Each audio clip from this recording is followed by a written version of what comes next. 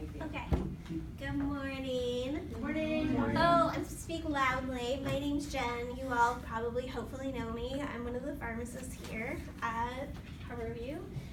Today we're going to talk a little bit, or right now we'll talk more about medications that we like to use or not use in specific situations when we deal with agitation and episodes of aggression.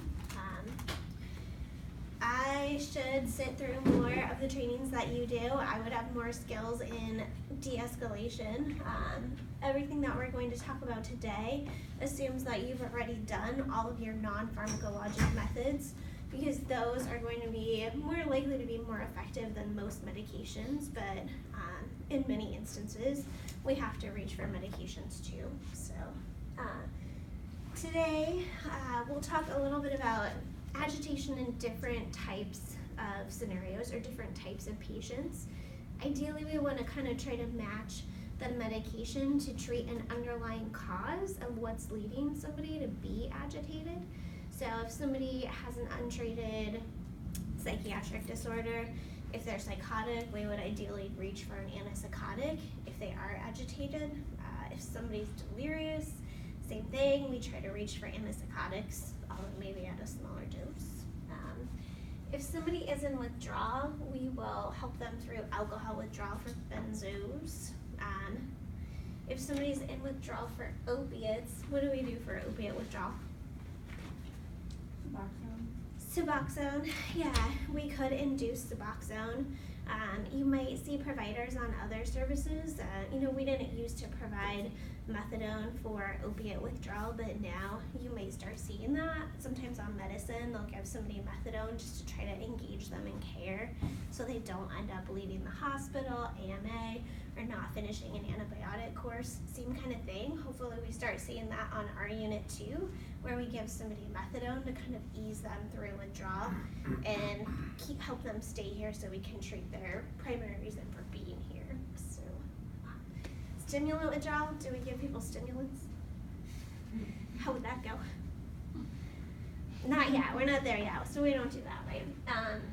We don't have any good drugs to do that yet, so we definitely reach for just benzodiazepines in that instance. But these are a little bit tougher, right? We don't have a great understanding of the pathophysiology of autism. Do we have magic drugs that we can use to treat autism in general? No, not really. So if somebody's agitated for autism or because of some of their autistic symptoms, it's really tough for us. We can't reach for the perfect medication. Same thing in TBI. We don't really understand everything that's going on pathophysiologically. Same thing for dementia. Do we have perfect drugs for dementia? No. Yeah. We don't even have good long-term strategies, let alone good short-term strategies, which is what we're sort of talking about today. So long-term, if you work in a situation with a patient where they end up staying here for months and months, we can try to treat target symptoms of cluster symptoms. So if somebody has a TBI and they really seem to have a lot of lability, you might see, maybe they'll try a mood stabilizer. If somebody has a lot of indecisiveness around making decisions, maybe they'll judiciously try to reach for a stimulant in somebody with a TBI, but that's kind of sort of more long-term. So short-term, we don't have the greatest options, but we usually reach for antipsychotics. So this is kind of a nice schematic to just keep in mind when you're thinking about medications. So first part, on the right, always use your non-pharmacologic means first. So you know your patients. Why are they upset? Is there anything you can do in their immediate environment to help them through this situation? Second, we want to just think about, is there anything medical going on underneath that might have been missed before the patient came to our unit? Are they in pain? Do they have some untreated medical comorbidities? Can they not breathe? Is their CHF acting up and it was just sort of missed before? Do they have a UTI and they're agitated because they have to go to the bathroom frequently?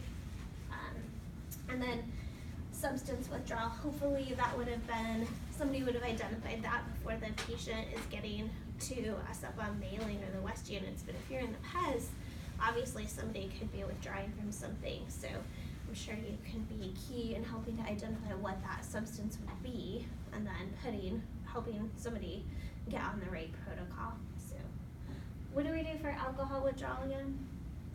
What protocol? SEWA. Yeah, do we have a cute little name for the opioid withdrawal? We don't really, do we? They have like the cows, they can add that, and they do have like the opioid withdrawal protocol. So, and then lastly, and probably most commonly, we have somebody who has underlying psychiatric disorder that just is decompensated, hasn't been treated. So we're gonna help them through that. So ideally, in a magic unit, what we would do for somebody who is agitated, we'd be able to calm them.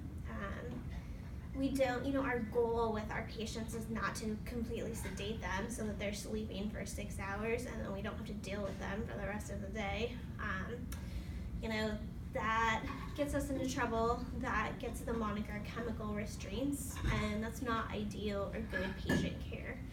Ideally our goal is just to sort of calm somebody so that they get to a point where they can communicate with us, or we can try to help understand what's really happening and driving their agitation. So our goal is just that. And again, we want to address the underlying cause if possible. These two, do these always go hand in hand? Is it super easy and non-invasive to administer a medication when somebody's agitated and have it be fast acting? No. Yeah. So ideally that would be the goal. And then also, we definitely want to strive for something that is safe for our patient. So meds. Top of the list, not surprising, antipsychotics. What first generation antipsychotics do we have that are available in short acting form? Haldol.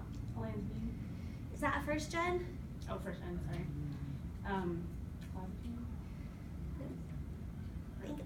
Think old school. There's like 2 more first generation. One that gives you the Thorazine. Thorazine, chlorpromazine, and there's one more. We don't use it that much, but it does have a long-acting form available too. Dr. Epistelli used it all the time. It's the other decanoate. Is it the haloperidol or risperidol? Older? Flufenazine.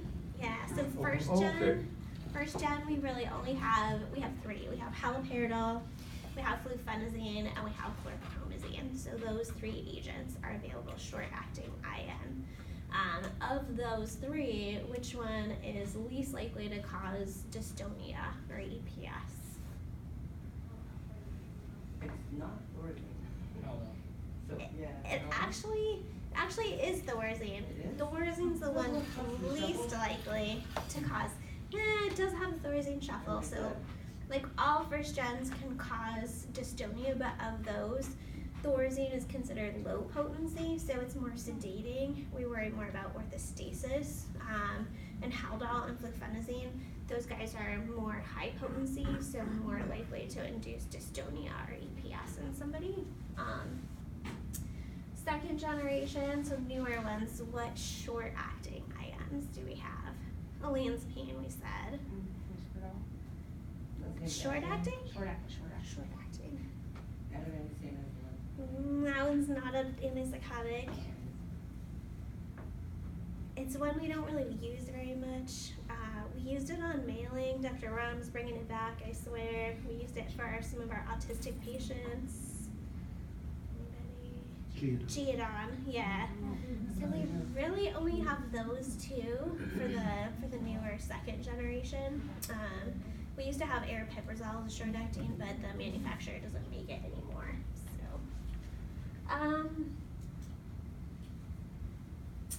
So antipsychotics, we worry about the older ones are going to be more likely to cause EPS or dystonia.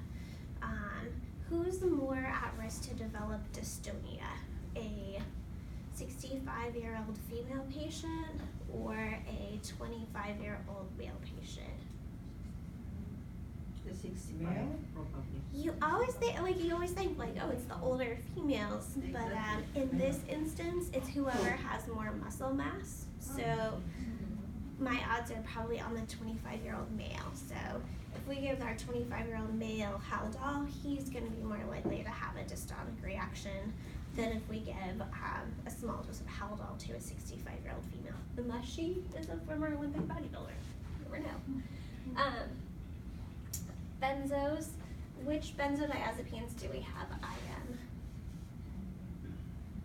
What's our favorite? Right, yeah. There's a few more, we'll talk about them, but that's usually our go-to.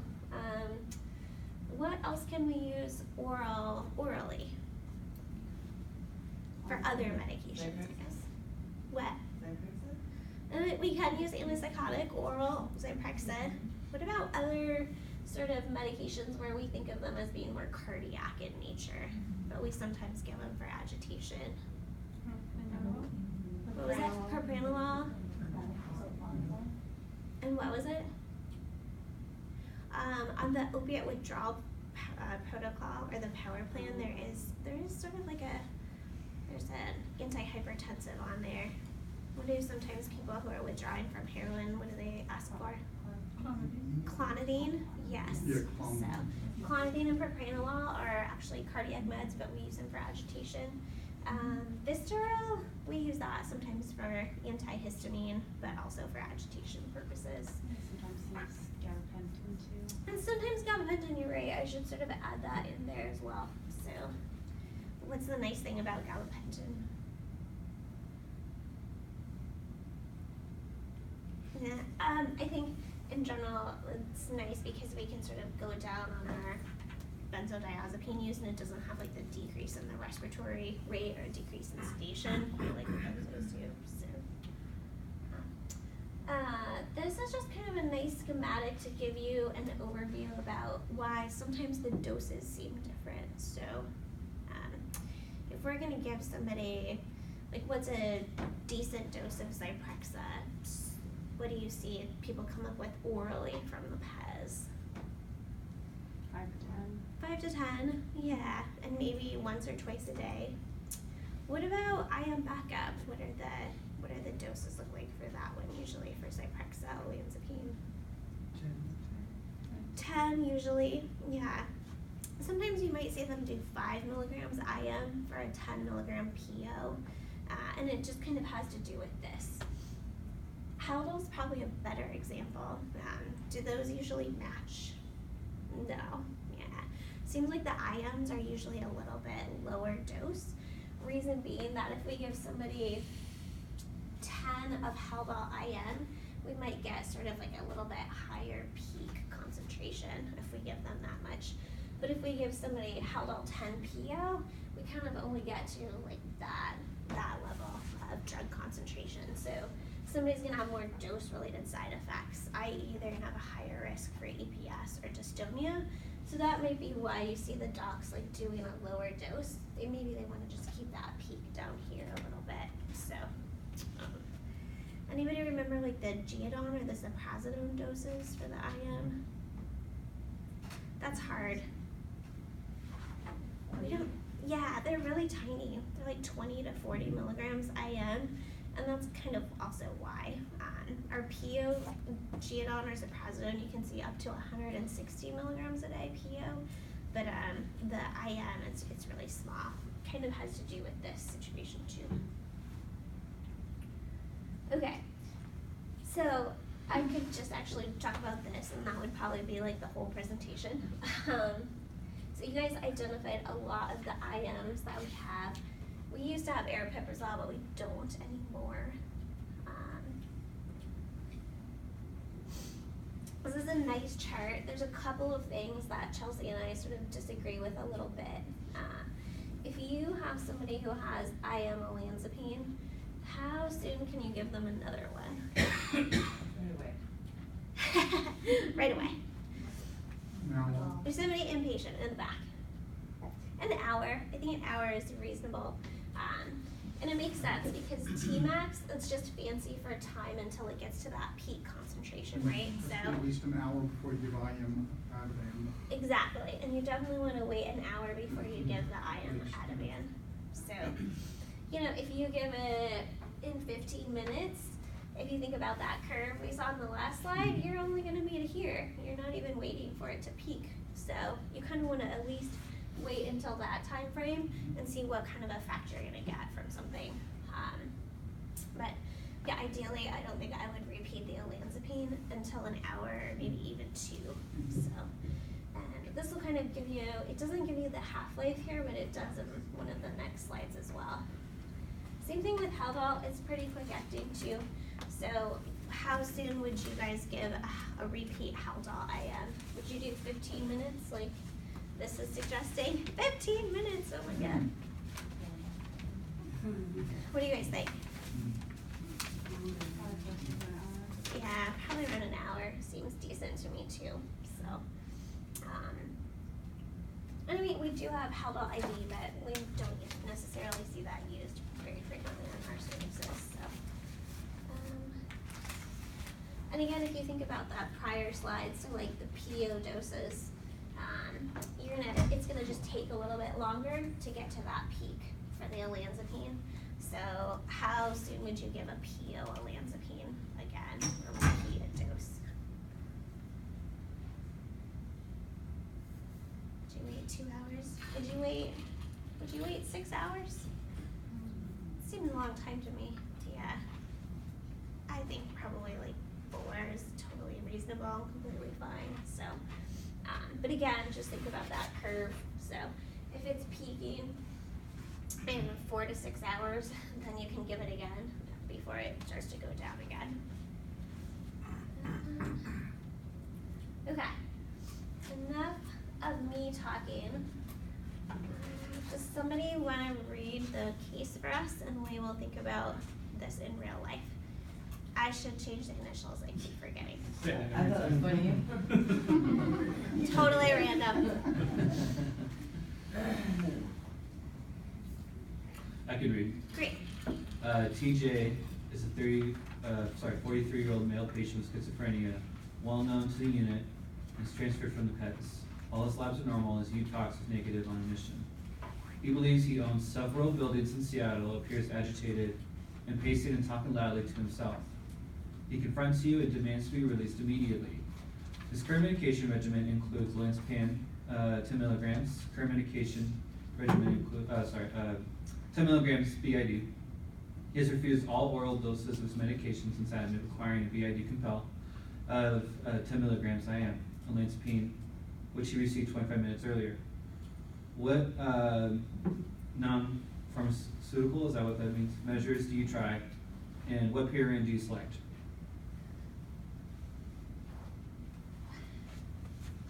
You guys are the experts on non-pharm, so I'm assuming you will do all of those things in your capacity. But you're left with these for PRNs.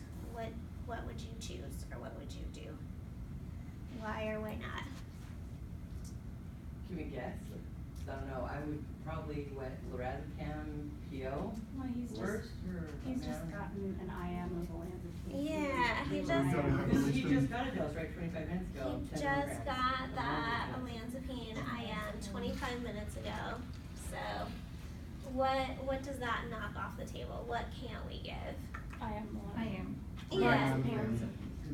We probably shouldn't give IM olanzapine. We should probably give that other a chance to peak. And what's the second thing we can't really give? Lorazepam. Yeah. What We is don't the wanna, second thing? we can't really give the lorazepam IM right now, because those, we never wanna combine those within an hour. And I know you guys see that probably in the order comments all the time. Why do you think that is? What would happen if we did give lorazepam 2 milligrams IM right now for this gentleman? If he becomes more sedated and the lorazepam sedates him as well, the, respiratory rates could drop. Yeah, definitely sedation is a large concern, and it's kind of interesting orthostatic hypotension is one of the biggest issues that they've seen. It's not that one drug will impact the other drug's levels or anything like that. It's just more additive risk for side effects. So compared to if you give IM Ativan alone and IM olanzapine alone, the side effects are, it's not 1 + 1 = 2, it's 1 + 1 is about 4 for side effect profile. So if we gave those two together, my guess is he might just bottom out and drop and fall from orthostasis. So also because of sedation. We wouldn't worry about dystonia with this one. We might worry about decreased respiratory rate if he had some underlying cardiac or respiratory risk factors, but really it's more of an orthostatic issue and sedation issue. So we have, what do we have left? We have Ativan PO, olanzapine PO. Which one would you choose? Or would you opt for something different and page the doc? What do you think? Visceral. What? Visceral. We could call the doc and ask for Visceral, we can do that. Mhm. Or we could do either of our PO options would be probably okay. Mhm. Okay, so benzodiazepines, we'll keep going. Benzos all work at the same receptor site, and it's called the GABA A, and they usually sort of work between the alpha and beta subunits, like right there. And incidentally, it's the same spot that alcohol works on as well. So if you combine alcohol and benzos, you have kind of also that overlap of side effects. And in this case, we really would worry about decreased respiratory rate. So if somebody was withdrawing from alcohol and we're coming in and giving them lots of benzos, at the same time, if we give them too much, they're going to be at risk to have increased rate of respiratory suppression. Let's see. Oh, and then also if we added some opioids in there, that would just also complicate things and worsen side effect profile. So, which benzo? Oh, we talked a little bit. We didn't talk much about benzos yet. So, lorazepam generally seems to be our go-to. It's got IM and PO availability. Has anybody ever done midazolam IM? No? Okay. Neuro's starting to recommend it for seizures, so you might start seeing some orders for it. Anybody ever done diazepam or Valium IM? Yeah. What kind of patients did you use that one in? Catatonia. Yeah, that's usually what we end up doing. That one, it's kind of interesting. For catatonia, it might be a better choice. It does have some kind of erratic absorption. So for catatonia, when time isn't necessarily as big of an issue, it might be okay. But if you have somebody who's agitated and you had to choose between diazepam or lorazepam IM, I think I'd pick the lorazepam every single time because it's just going to be more reliable. Sometimes that diazepam may leave you hanging and waiting for an effect. Do we ever do alprazolam? No. Almost never. Yeah, almost never. Why is that?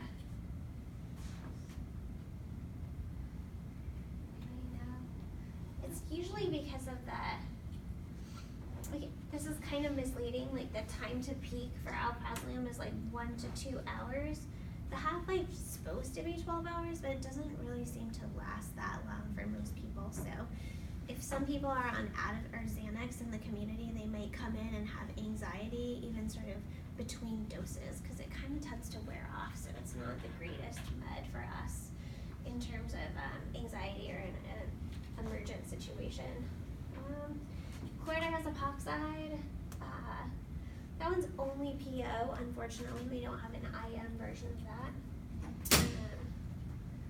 Shoot, I should have quizzed you guys and asked, but hopefully the diazepam, it might work really quickly, but it is sort of fat soluble and it can tend to kind of, it's good because it works super quickly. It gets to your brain, which has a lot of fatty tissue, super fast, but it doesn't always stay there. It might kind of redistribute out and go hang out and sit in your patient's other fat stores. and then it might redistribute again later, and then make them kind of sedated. So sometimes that can be kind of a problem. Ativan, it takes a little bit longer to get to your brain, but when it gets there, it's gonna stay there. It's not gonna do that redistribution thing. Let's see. So pros and cons to each of them.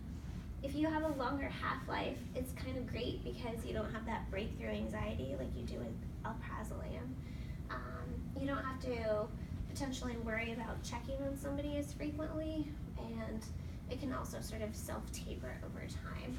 But we can kind of run into trouble if sometimes the doses sort of stack up and the drug kind of accumulates, and the patient might have more side effects over time too. Let's see.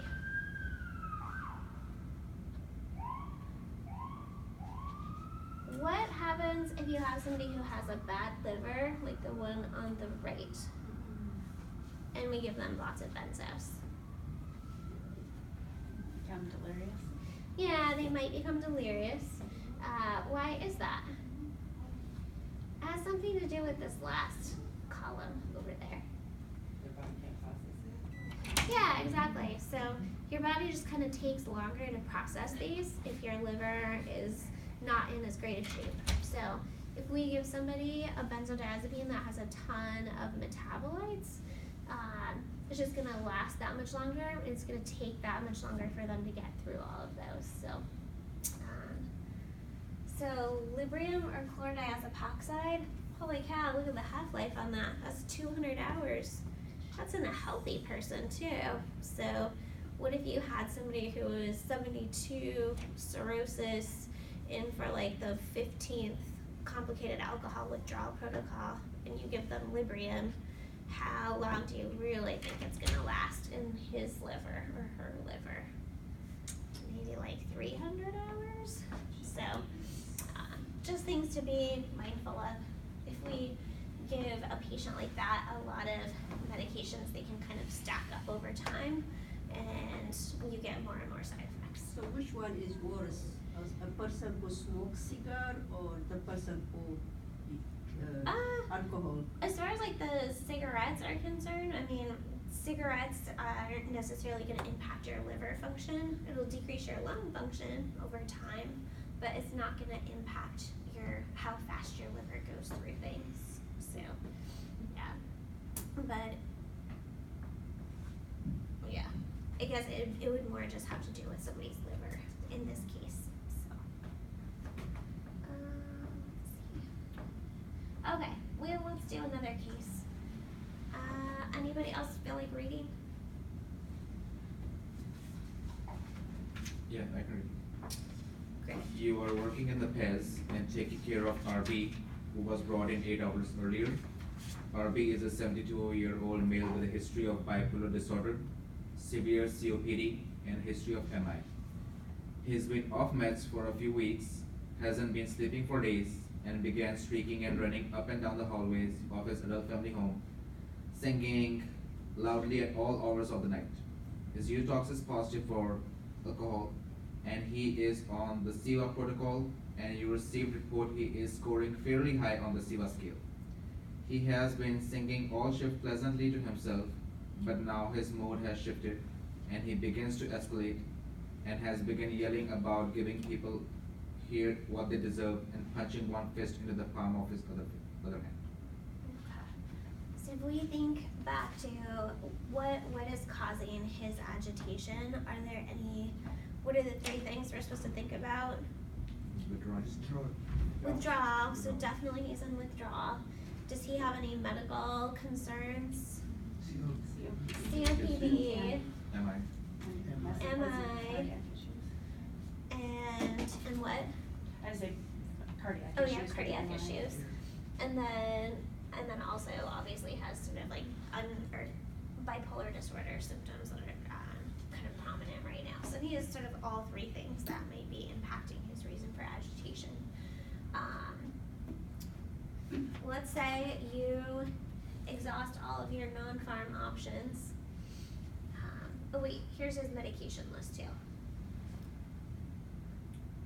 So he's on the usual regimen for cardiac stuff, aspirin, statin, carvedilol, lisinopril. He's on some Depakote and quetiapine. And then he's on this chlordiazepoxide 25 TID right now, so.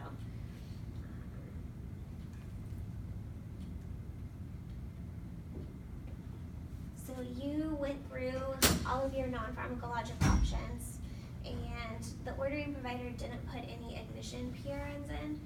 You are going to call them and ask for some orders. What would you ask for? Why or why not? He's already got the Librium, right? Yeah, he's already got Librium. He's got a 25 TID order on board already for the Librium. He still seems to be scoring kind of highly. So would you ask for another Librium? Probably ask for some Yeah. This is kind of a trick question. So in my mind, if somebody is elderly and on an alcohol withdrawal protocol, they don't necessarily need to be on both the scheduled and the PRN benzo for withdrawal, for alcohol withdrawal. Usually they try to do one or the other. So the Librium, the chlordiazepoxide 25, it's kind of a smaller chlordiazepoxide dose. So if he's still scoring fairly highly, maybe they need to increase the dose to 50. Or maybe, is that the best choice for this patient? He's elderly. Do you have a preference for withdrawal, like lorazepam versus chlordiazepoxide? Which one is gonna last shorter? Yeah, the lorazepam's a little bit cleaner. It's not gonna hang around forever. It's not gonna increase his risk of falling or sedation over time if it sort of starts to ramp up and accumulate. So they could just change it to sort of like a higher dose of the lorazepam. Which of the benzos have metabolites that are gonna hang around forever and ever in the old liver? The top two. Yep, the top two. So again, this one's kind of cleaner. So in my mind, I would probably ask them to make up their mind. Are they gonna do like scheduled chlordiazepoxide for this guy because he's still scoring higher? Or do we wanna just switch it to PRN of the alcohol withdrawal? Would anybody do the olanzapine?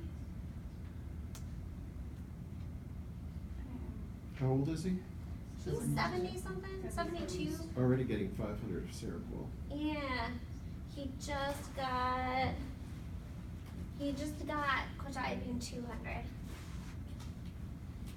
But we don't have any vitals. I mean, quetiapine 200 is a little low, and this is fairly low too, so it's not out of the question. You could definitely ask for a little bit of olanzapine also. So, I think either of these are probably reasonable choices. So, but again, there's no clear-cut answer. It's safe, right? That's why we like it. Okay, other meds we did talk about are hydroxyzine or Vistarel. So, do you guys use much of this?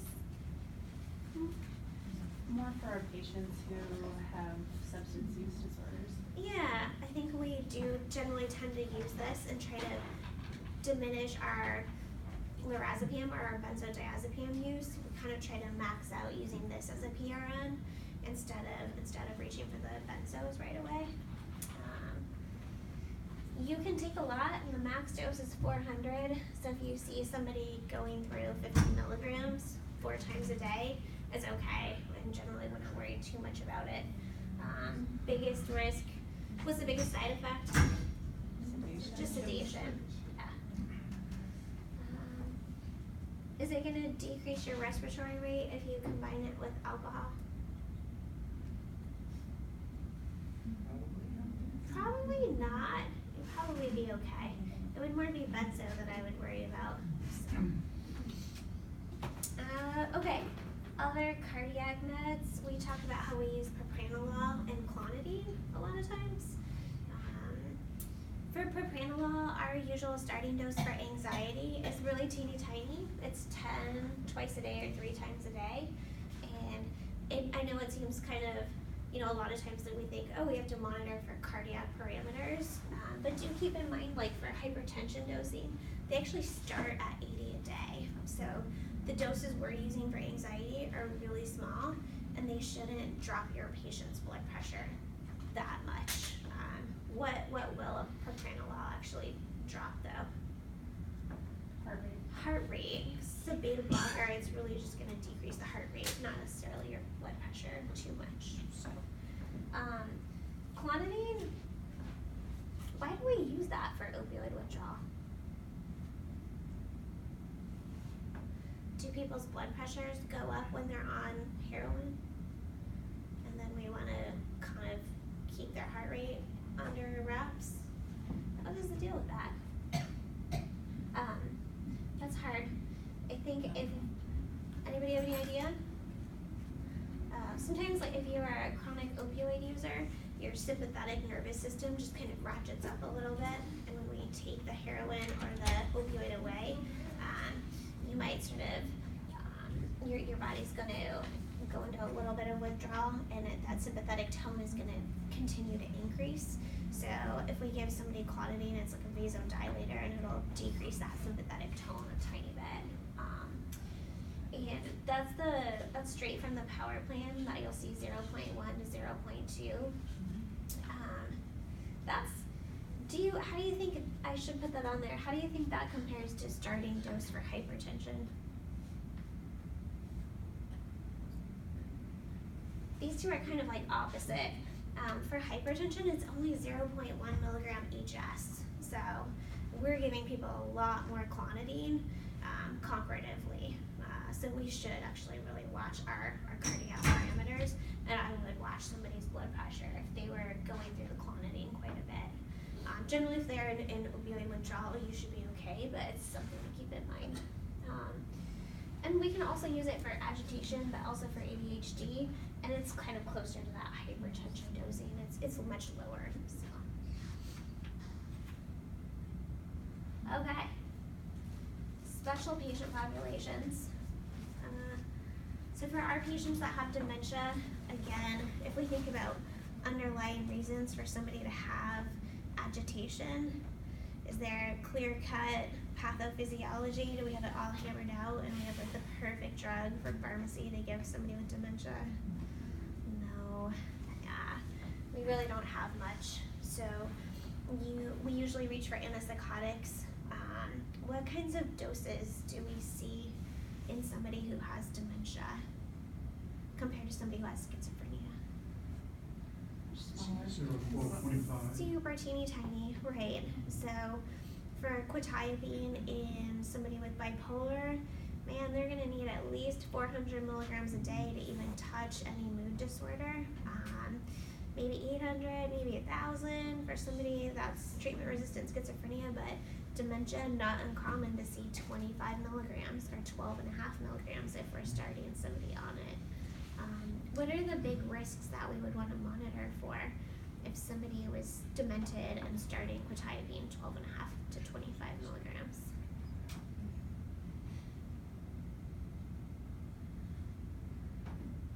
Sedation. You can sleep more. Yeah, they might sleep more, so that might be a good thing. Maybe we want that.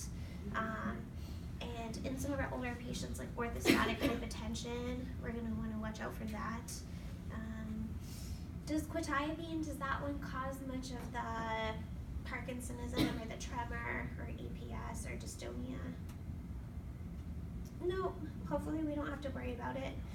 In some cases, if somebody has, their brains are fragile and they have like Lewy body dementia, they might be just more susceptible to EPS, but even still, quetiapine, they should hopefully not have a ton of EPS. What about the whole black box warning? Has anybody heard about that? Have you ever had a family member call and say, why are you giving my demented loved one an antipsychotic? There's a black box warning on it from the FDA. Why are you doing this? This is malpractice. I'm going to report you. What was the question? Has anybody seen the black box warning or heard about the black box warning for using antipsychotics in dementia? It just means it's contraindicated, it's not, you shouldn't use them. Yeah, the FDA sometimes will, they have, it's sort of like one of their strongest labels. If you pull out if you're in the pharmacy and you have a vial on the shelf and you take the big long package, the piece of paper, the package insert off, there's an actual black box around the piece of paper, so that's why they call it that, or around the warning, it's usually on the top. And for using antipsychotics in patients with dementia, there is an increased rate of mortality within the first 12 weeks that somebody is on these. It's not insignificant. It's 1.6 to 1.7 times. So if you have somebody who has dementia and we start giving them Seroquel or olanzapine or Haldol every day, their risk of dying is actually greater. It's statistically significant, not insignificant at all.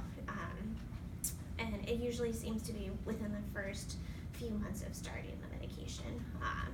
So we kind of, as providers, we have to weigh that very carefully.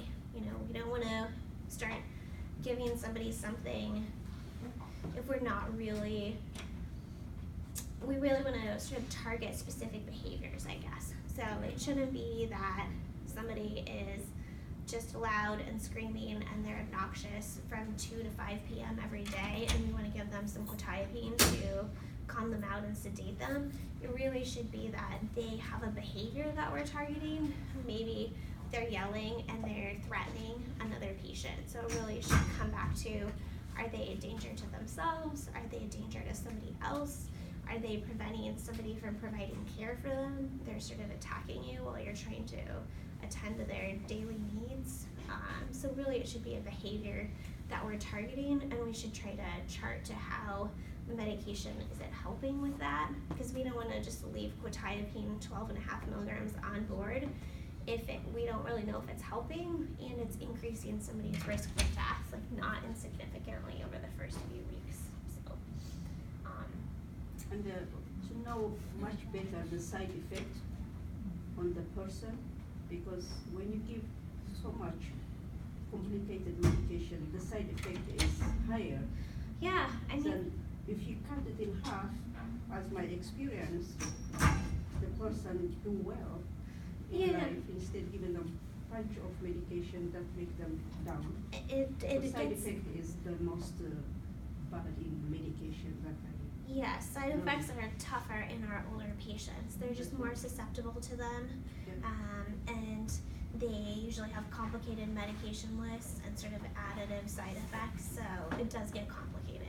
So, yeah. Hopefully we won't reach for Thorazine though, and we'll at least reach for quetiapine or olanzapine. That's a real ad, so we've at least advanced a little bit. We're not perfect, but we're getting a little better.